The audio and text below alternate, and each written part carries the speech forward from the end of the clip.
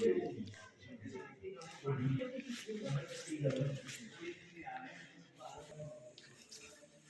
फरवरी का फंक्शन है यहाँ पे।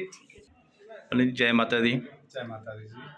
पहले तो हम माता रानी का बहुत शुक्रिया करते हैं कि हमें यहाँ पे आने का मौका मिला, आपके दर्शन हुए, माता रानी के दर्शन हुए।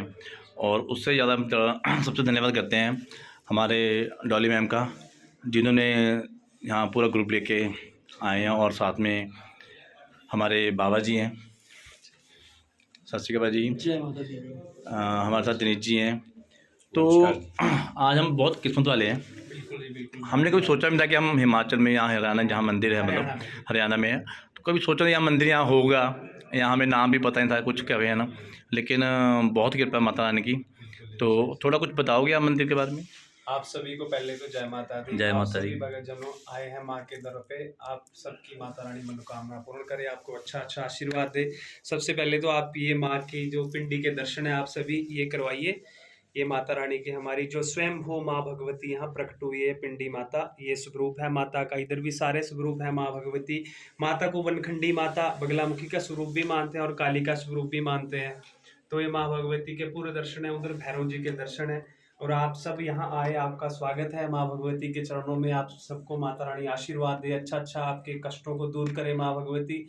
और मैं सबसे पहले अपना परिचय देता हूँ कि पहले हमारे दादाजी यहाँ 90-92 की उम्र में गए, तो यानी लगा लो कि 80 साल की उम्र उनकी पूरी यहाँ माता की सेवा में, पूजा करने में व्यतीत हुई। माता रानी को स्नान कराना, रोज पिंडी को स्नान कराना, उनकी पूजा करनी।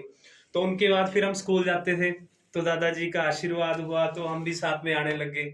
तो फिर वो मतलब ये कि लगा लो कि दादाजी का पूरा जीवन माता की सेवा में ही गुजर गया। और उस टाइम ये मंदिर सिर्फ छोटा सा था, पत्थरों का था, 4 दीवारी थी, बाकी कोई भवन नहीं था, कोई कुछ नहीं था। तो फिर एसीसी कंपनी थी यहाँ पे, तब ये मंदिर का निर्माण करवाया गया। आस्ते आस्ते जो लोग, कोई सीमेंट देता था, कोई रेता, कोई बजरी, कोई सरिया, ऐसे ऐसे माता का मंदिर का निर्माण हुआ है। तो आप सभी को जय माता दी। मैं मुख्य पुजारी विजय शर्मा। आपको मैं अब माता के इतिहास के बारे में बताता हूँ कि माता का यहाँ कैसे पता चला, कैसे माता आई। क्योंकि सबके मन में होता है, अगर हम कहीं भी मंदिर में जाएं, अब हम वैष्णो देवी जाते हैं तो वहां भी हम देखते हैं कि श्रीधर का परिवार था, ऐसे उन्होंने पूजा की, माता वहां प्रकट हुई, वहां भैरव जी से छुपते छुपते वहां गई, तो वहां युद्ध हुआ। तो ऐसे ही ये टिब्बे वाली माता है, माँ भगवती का दरबार है। माता की पिंडी यहाँ, पहली कथा में गौ चराने वाले यहाँ आते थे, जो गौ चराते थे वो यहाँ आते थे, गौ चारने वाले। तो 2 भाई आते थे गाँव के, तो उन्होंने रोज आना और मतलब अपनी गौओं को लेके। यहाँ पूरा जंगल होता था, कोई पेड़ नहीं, बड़े बड़े दरख्त होते थे। किसी को ये नहीं पता था कि यहाँ क्या है, कि माता की पिंडी। यहाँ एक बिरमी होती थी, बड़ी भारी बिरमी, जिसमें वो सांप को मार के डालते हैं ना, उसमें बिरमी में डाल देते हैं, तो वो होता था यहाँ पे। तो उन्होंने ऐसे जब उनका लंच टाइम, खाने का टाइम होना, तो वो खाना खाने लगते थे दोनों भाई। और गौ की जो गौ माता आती थी और जो बिरमी होती थी ना मिट्टी की, उसके ऊपर दूध की धार पड़ती थी, उसके थनों से खुद ही दूध छूटता था। बोलो टिब्बे वाली माता की जय। तो कहने का मतलब है कि गौ माता के माध्यम से ही माँ के स्वरूप का यहाँ पिंडी रानी का पता चला है कि माता का कैसा स्वरूप है। तो उन्होंने खाना खाने लगना, तो माता की यहाँ धार पड़नी, पिंडी में मतलब दूध की धार पड़ती थी। तो उन्होंने अपने भाई को बोला कि हमारे मन में ऐसा हो रहा है कि माता, घर में तो दूना पड़ता है, लेकिन यहाँ स्वयं गौ माता दूध की धार छोड़ रही है, कि कोई ना कोई राज तो होगा। फिर उन्होंने गौ वालों को बुलाया, सबको इकट्ठा किया, बात की कि क्या रीजन है। फिर कोई ना हमारे यहाँ ना, अब हम जैसे पंडित हैं, अब हमारे घर में हम अपने पंडितों को बुलाते हैं पूजा करने। अब हम अपने मंदिर पे भी और पंडितों को नवरात्रों में निमंत्रण देते हैं कि आपने पंडित जी यहाँ पाठ करना माता का, हम भी साथ में करते हैं, लेकिन उनको बुलाते हैं। फिर उन पंडित जी को बुलाया गया, फिर उनके अंदर जैसे कहते हैं ना कि सभी गांव के इकट्ठे हुए, तो खुदाई की। तो उनमें मतलब वो एक ना माता का, क्या बोलते हैं कि मैं तो वैसे मानता नहीं, पर एक माता का अंश आया कि उस उन्होंने मतलब पूरी पावर खेल ली वो बहुत ज्यादा। तो उन्होंने बताया कि इसको खुदाई की जाए। उन्होंने खुदाई की, सारा कुछ देखा, तो देखा कि माँ भगवती की पिंडी स्वरूपा निकल गई। बोलो टिब्बे वाली माता की जय। तो कहने का मतलब ये है कि फिर सबके मन में संकोच पैदा हो गया कि ये शिव जी है कि माता है, मतलब होता ही है। इसका बहुत बड़ा आकार था, हाथ बाजू सब कुछ है, लेकिन जो माता ने खुदाई करते थे लोग, इसकी पूरा मतलब जैसे हमारा पूरा शरीर है, पूरा शरीर बाहर आ जाता था।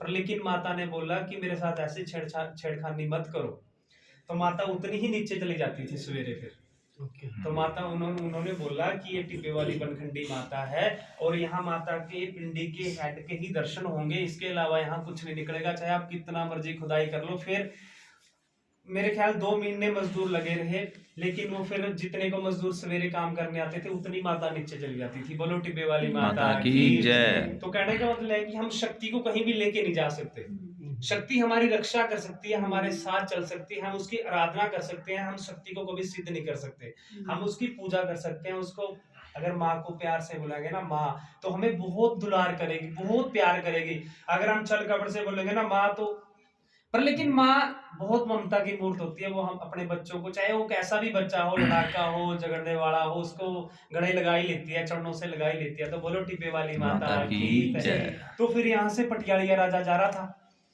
तो यहाँ किसी ने भंडारा रख दिया। तो उन्होंने सोचा कि भाई, राजा ने कहा कि भाई लोग ऊपर मंदिर में जा रहे हैं भी, वहां क्या है, ऐसा क्या है। तो राजा को बोला किसी ने कि राजा साहब, यहाँ कोई माता की मूर्ति निकली है पिंडी स्वरूप के रूप में, और वहां किसी ने भंडारा रखा है, तो वहां जा रहे हैं, कंजक पूजा है। तो राजा ने अपने मन में कर लिया कि अगर माता ने मेरी इच्छा पूरी कर दी तो मैं माता का भवन बनवाऊंगा। अपने मन में एक भाव कर लिया, वो रथ लेके जा रहा था, पुरानी बातें हैं ये। तो उनके मन में ऐसा भाव आ गया, तो हफ्ते के अंदर माता रानी ने उनकी इच्छा पूरी कर दी। फिर पहला अभिषेक जो पटियालिया राजा ने माता की पिंडी के ऊपर, दूध का स्नान, गंगा जल का स्नान, सारा कुछ, यानी ब्राह्मणों से यज्ञ पूजा, और ये निर्माण जो अब तो टाइल लगी, ये पत्थर की, पूरा मंदिर पत्थर का है। तो पटियालिया राजा ने माता के मंदिर का निर्माण करवाया था, फिर उन्होंने भंडारा करवाया। तब से यहाँ लोग माता की कृपा से इच्छा पूरी होने लगी, तो लोग जुड़ गए। फिर लोगों की, काफी लोगों की कुलजा माता है, हिमाचल में भी काफी लोग हैं जिनकी कुल देवी है। फिर नवरात्रों में विवाह के बाद बधाई लेके, बच्चों की बधाई लेके आते हैं। तो बोलो टिब्बे वाली माता की जय।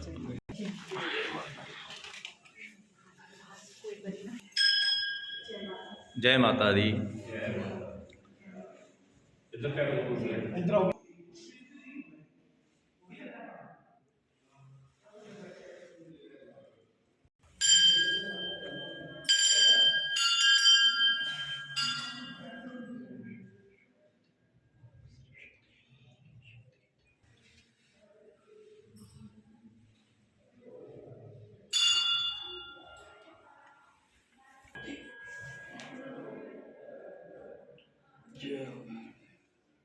आ जाओ मैम।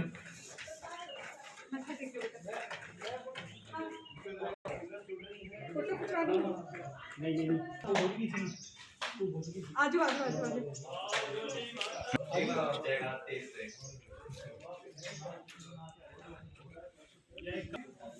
जय माता दी जी। आज हमारी पूरी टीम, गुरविंदर मैम और हमारे साथ मनिंदर मैम हीलर हैं, ये आज माता जी के दर्शन करने आए हैं। ये जो मंदिर है बरखंडी टिब्बे वाली माता के नाम से मशहूर है।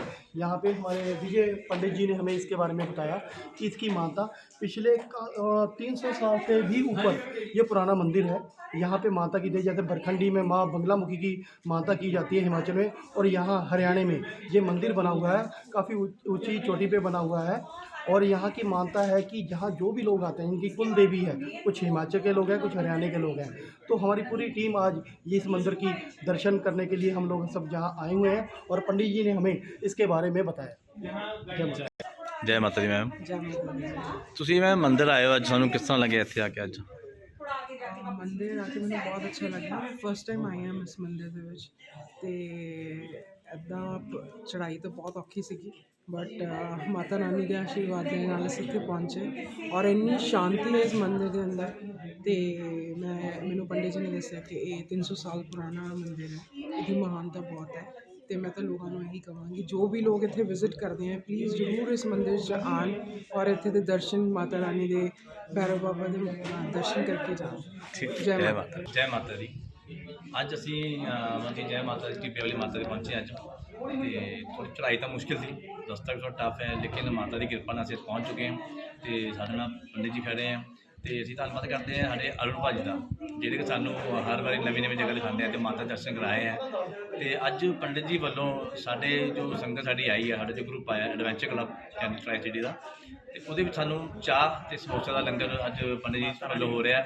ਤੇ ਅਸੀਂ ਬਹੁਤ ਧੰਨਵਾਦ ਕਰਦੇ ਹਾਂ ਪੰਡਿਤ ਜੀ ਦਾ ਕਿ ਸਾਨੂੰ ਦੁਬਾਰਾ ਮੌਕਾ ਮਿਲਿਆ, ਫੇਰ ਆਵਾਂਗੇ ਅਸੀਂ। ਤੇ ਤੁਸੀਂ ਦੇਖਦੇ ਰਹੋ ਜਦ ਤੱਕ ਜੀਵਨ ਸਿੰਘ 1114 YouTube ਚੈਨਲ ਸਬਸਕ੍ਰਾਈਬ। ਜੈ ਮਾਤਾ।